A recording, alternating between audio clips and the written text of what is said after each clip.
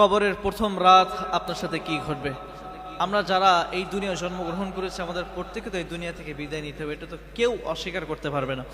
কারণ আল্লাহ তাআলা পবিত্র কোরআনুল কারীমের ভিতরে বললেন, কুল্লু নাফসিন যায়িকাতুল মাউত, প্রত্যেকটা প্রাণীকে তাদের মৃত্যুর স্বাদ গ্রহণ করতে হবে, মৃত্যুর স্বাদ তাদের আস্বাদন করতে হবে, কেউ এর থেকে রেহাই পাবে না।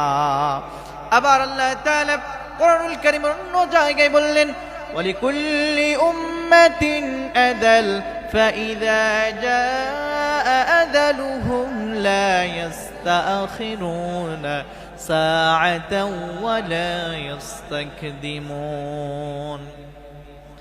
আল্লাহ তাআলা বললেন, শোনো বান্দা, আমি তোমাদের প্রত্যেকের জন্যই মৃত্যুকে নির্ধারণ করে দিয়েছি। এই মৃত্যু তোমাদের প্রত্যেকের হবেই হবে। আর এই মৃত্যুটা যখন তোমাদের হবে, এক সেকেন্ড বান্দা এপাশ হবে না, এক সেকেন্ড ওপাশও হবে না, জাস্ট একেবারেই একই সময়ে তোমার মৃত্যুটা হবে।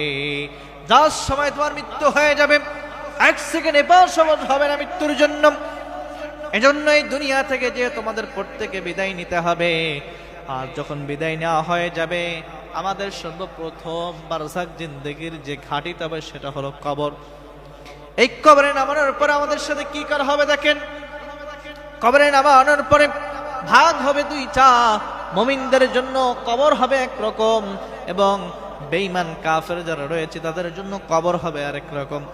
মুমিন বান্দাদের কবর কেমন হবে শুনেন। মুমিন বান্দাদেরকে যখন কবরের ভিতরে রাখা হবে, মুমিন যারা রয়েছে তারা যখন মানুষ মরে যাবে তখন তারা চিন্তা করবে, আমরা একটা ঘুমের ভিতরে ছিলাম, একটা স্বপ্ন দেখতেছিলাম, এমন তাদের মনে হবে।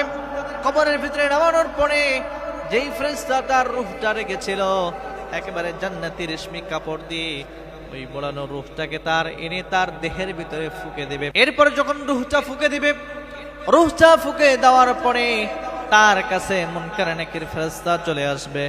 আসার পরে তার কাছে জিজ্ঞাসা করবে তিনটা প্রশ্ন। তিনটা প্রশ্ন যখন জিজ্ঞাসা করবে, মান রাব্বুকা, মান দীনুকা, মান নবিয়ুকা, তোমার রবকে, তোমার দ্বীনকে, তোমার নবীকে, এই তিনটা প্রশ্ন যখন জিজ্ঞাসা করা হবে, তিনটা প্রশ্ন জিজ্ঞাসা করার পরে যে ব্যক্তি মুমিন থাকবে সে সাথে সাথে বলতে পারবে, রব্বি আল্লাহ, আমার রব হলো আল্লাহ, আমার দ্বীন হলো ইসলাম, আমার নবী হলো জনাবে মুহাম্মদুর রাসূলুল্লাহ, মুহাব্বতে পড়ে সাল্লাল্লাহু আলাইহি ওয়াসাল্লাম।